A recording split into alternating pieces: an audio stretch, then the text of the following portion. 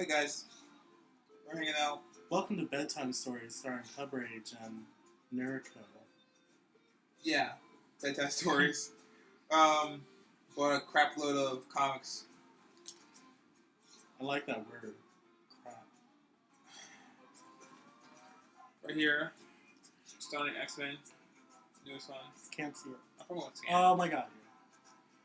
I just- Beast. Starting X-Men is really a great book. Now that Joss Whedon's gone, hopefully it'll be more consistent and coming out at times. And if you haven't read the Giants issue size, I suggest you read it just to get closure on that last arc and to hear new stuff. DJ Cubrage read some other books. What was it?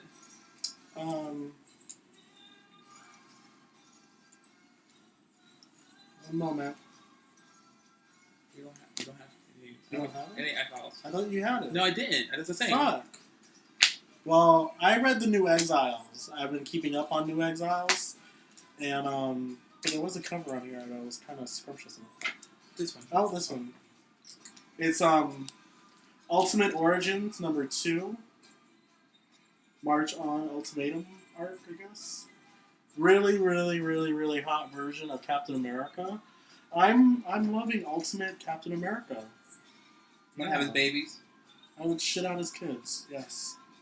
But anyhow, in New Exiles, it seems as though the team has there's like this horrible story arc that just It's done by Claremont, right?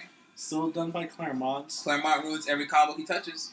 But there seems to be an old arc from the past, from when it was just called Exiles, that's coming back. Because now it seems as though, if you guys were following the Hydra story arc, where the Invisible Woman was the leader, and that whole arc just ended with the world ending, or the universe destroying itself.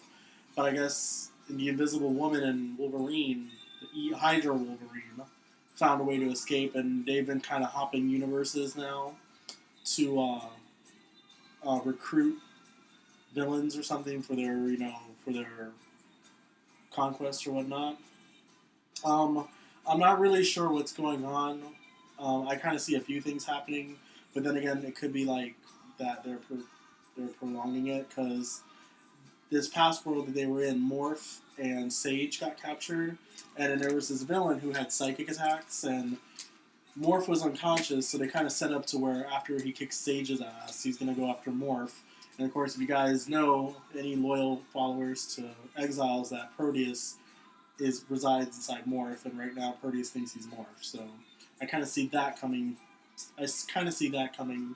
Up anytime soon, but it's now starting to get a little better. It's starting to get good. So that's all I have to say about that. That was really chatty and Kathy of me. I'm sorry. That's the whole point of it.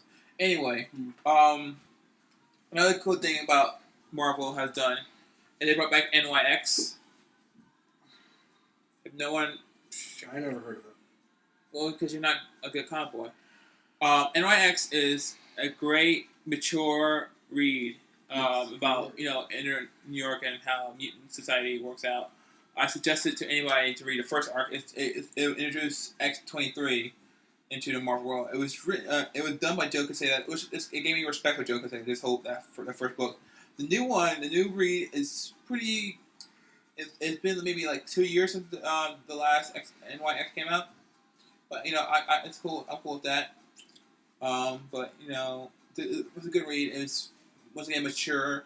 You don't want to give to your nephews or your sons or whatever, but read it. It's a good read, and it brings about not just mutant life in the world 616, but also mutant life as a inner city kid, and it brings like inner city life and how inner city is just fucked up.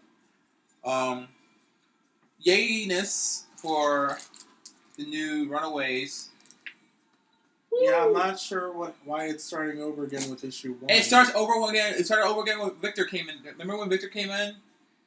It was the number 1 again. It does that every 24 issues. Why does it keep doing that? because it's a different writer. I don't know. It's awesome. It's fucking awesome. Runaways is the best book out there. Is Whedon still on it? No, Whedon's gone. Which was he kind of let me down, but he brought in some cool chick that does mutant powers with plants. Can't go around with Bushwick powers. Anybody get that Duckwing Duck reference? Kudos to you. You get 5 extra points to your house. Yeah. A book called Arc Enemies. It's from Dark Horse Comics. Basically, the whole premise of Arc Enemies is that it's kind of like a dark comedy, and the whole idea behind it is that there's these 2 roommates, and these 2 roommates don't realize that they're alter ego. They're superhero / one's a hero, one's a villain, and they don't realize that they're each other's arch enemies. Why the fuck do I own this? Why don't you bring it the whole... And it's kind of quirky. It's kind of really funny. What's the name of it again? It's called Arc Enemies. And it's from Dark Horse. It was just a one-shot deal, but at the ending of the book leaves it open, of course, like many, to keep going on. It's a graphic novel, right? It's a graphic novel. It was originally like a mini-series, a one-shot series. Yes, I will bring it. Also, another book that I'm reading up, I always keep up on, is Walking Dead. Woo! Walking Dead! Yes, the survival guide to post-apocalypse. Carry a hammer. Carry a hammer. No, well... Yeah. Okay. Well, what the... No, see, this is why you need... Or at least we need to get... And also, keep... and don't piss off people with tanks. Yes. And if you see a crazy black chick carrying around 2 zombies behind her, recruit her. She might be a crazy fuck, but hey, she's a good fuck too.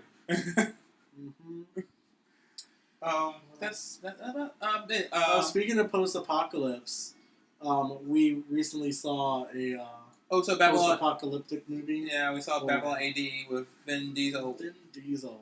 Yum. And if Mr. Vin Diesel is not careful, he's just going to wind up being a token player for video games. Because all the recent movies, not a lot of range to him. And even though he is a hot stack of beefcake, which I brought up, you know, which one would top or bottom him or LL Cool J. But seems the majority of everyone thinks that LL Cool J is always the top. And even straight men would go gay for him. This is true. Yes.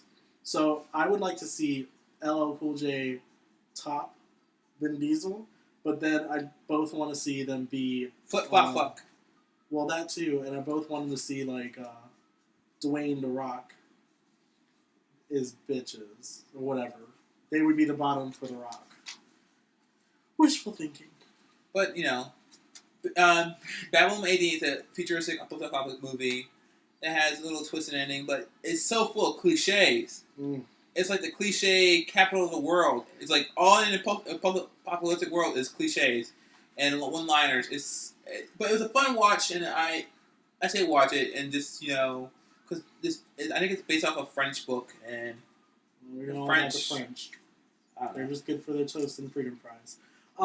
Also, what we've discovered is that not only will roaches survive the apocalypse, but so will techno music, house music, and raves. Yeah, raves because survive the post-apocalyptic world. Just like in Zion, in The Matrix, it seems that rave and techno survives with the roaches. Post-apocalypse.